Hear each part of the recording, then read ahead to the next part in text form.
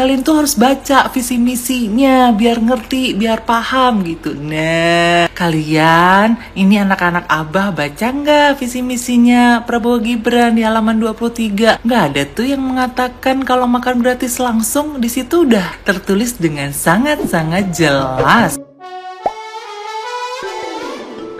Hola netizen yang tercinta, Gibran Rakabuming Raka buka suara soal asal dana program makan siang dan susu gratis yang tengah ramai dibicarakan publik, terutama setelah hasil quick count pemilu 2024 keluar dan ia bersama Prabowo diprediksi menang satu putaran. Gibran heran programnya banyak dipersoalkan orang padahal ia dan Prabowo belum resmi menjabat. Ia meminta publik menahan diri hingga KPU mengumumkan hasil resmi Pilpres 2024. Selain itu, Gibran juga mengatakan program-program yang sudah direncanakan tidak bisa langsung dilaksanakan karena perlu kajian dan perencanaan matang agar dampaknya optimal. Program makan siang dan susu gratis untuk anak usia sekolah merupakan salah satu unggulan paslon Prabowo Gibran. Sebagian kalangan memperkirakan program itu bakal menghadapi banyak kendala terutama dalam hal anggaran.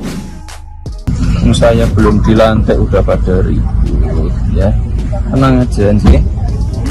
Pokoknya ini fokusnya sekarang adalah perhitungan real count.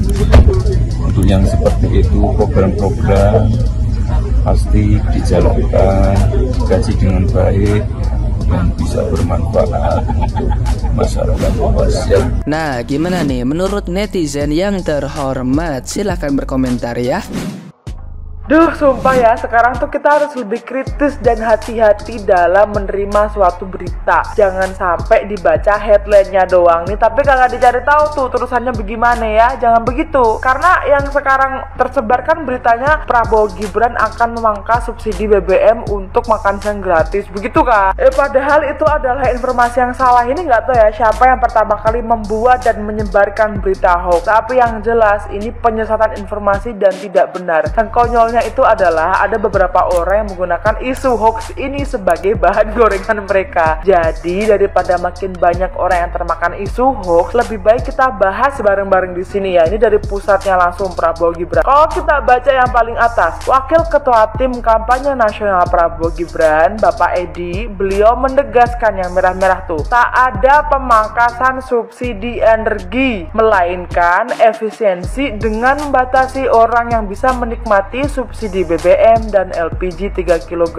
ya. Baca bawahnya, belum selesai nih, baca bawahnya. Dengan efisiensi ini, Prabowo Gibran hendak memastikan bahwa penerima subsidi BBM dan LPG 3 kg tepat sasaran. Singkatnya, paling bawah tuh, karena yang selama ini yang menikmati Pertalite dan gas LPG 3 kg itu 80%-nya adalah masyarakat mampu. Dan sisanya bisa dibaca di bawah, di post dulu karena ini masih lanjut, maaf nih, masih ada berita hoax lain yang harus kita bahas bareng-bareng. Dan berita hoax selanjutnya adalah persoalan program makan siang gratis Prabowo Gibran itu isunya baru akan terlaksana tahun 2029. Ini banyak banget nih yang percaya nih, mohon maaf. Padahal berita yang benar tuh bukan begitu ya. Nih saya kasih rangkuman, garis-garis merah adalah poin-poinnya. Mari kita baca bareng-bareng dari atas. Isu itu adalah disinformasi yang sengaja disebarkan di masa tenang. Lalu bawahnya, pernyataan saya maksudnya Wakil Ketua Umum Gerindra itu memang sengaja dipotong dan dihilangkan konteksnya, makanya ada isu hoax begitu. Terus berita yang benar bagaimana? Kita baca nih samping saya. Padahal yang benar adalah program makan siang gratis baru mencapai target maksimalnya menjangkau 82,9 juta anak pada tahun 2029.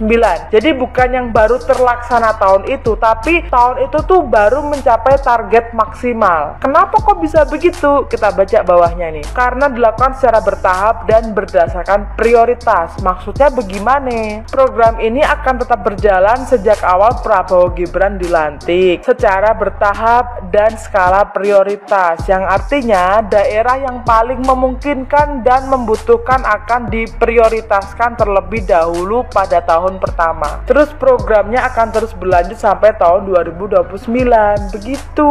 Jadi buat siapapun, kita harus teliti dalam mengkonsumsi berita. Jangan cuma dibaca headline-nya doang terus dibikin konten sambil ketawa-ketawa ya, itu namanya Kaget banget, kagetnya sampai kaget lagi. Aw, kaget. Kenapa aku kaget? Ya karena gini ya, Mas. Aduh, aku jelasin sambil duduk dulu. Jadi gini, kalian ini kan selalu bilang selama ini kalau kalian itu pintar dan cerdas. Terus selalu ngatain pendukung 02 ini, makanya kalau pilih presiden itu jangan berdasarkan cuman karena gemoy, FOMO, joget-joget. Kalian tuh harus baca visi misinya biar ngerti, biar paham gitu. Nah, kalian ini anak-anak Abah baca nggak visi misinya Prabowo Gibran di halaman 23? Nggak ada tuh yang mengatakan kalau makan gratis langsung. Di situ udah tertulis dengan sangat-sangat jelas bahwa nanti targetnya akan bisa tercapai 100% di 2029, ya kan? Yuk, baca apa enggak? Ayo ngaku, baca apa enggak? Terus kalian ini katanya pintar dan cerdas, tapi kalau baca berita selalu baca headline-nya aja, kagak pernah baca isinya. Ayo, katanya pintar, katanya cerdas. Kaget banget, kaget banget. Katanya pintar, katanya cerdas, tapi kaget banget. Gibran, anak bau kencur, anak yang dianggap diremehkan dan pelangak-pelongok, dia masih punya moral, masih punya akal sehat untuk memimpin kalian semua. Kita lihat nanti, tapi Anda jangan sekali-kali menghina dia. Ngerti? Seharusnya Anda yang sudah tua bangka mengerti tentang etika. Jangan mengatasnamakan agama untuk berpolitik. Politik, ya politik. Agama itu hanya urusan kita dengan Tuhan. Ingat, jangan kamu campur adukan antara politik dan agama. Itu sangat berbeda. Politik orang-orang yang beragama, bukan agama yang dipolitikan. Paham? Salam, Rita Gading.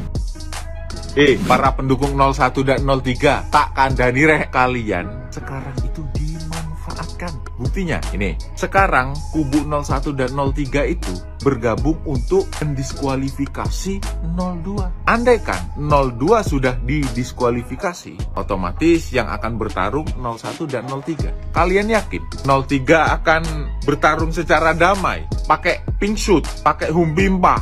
Ya enggak, tetep mbak coblosan. Nah, kalau dari 1 dan 3 itu ada yang kalah, tetep yang kalah itu akan nuduh yang menang curang. Lagi-lagi yang akan dimanfaatkan kalian. Makanya wisra leren, insaf, berhenti dimanfaatkan oleh mereka. Terima kemenangan yang ada, kemenangan sesuai dengan perhitungan real count KPU.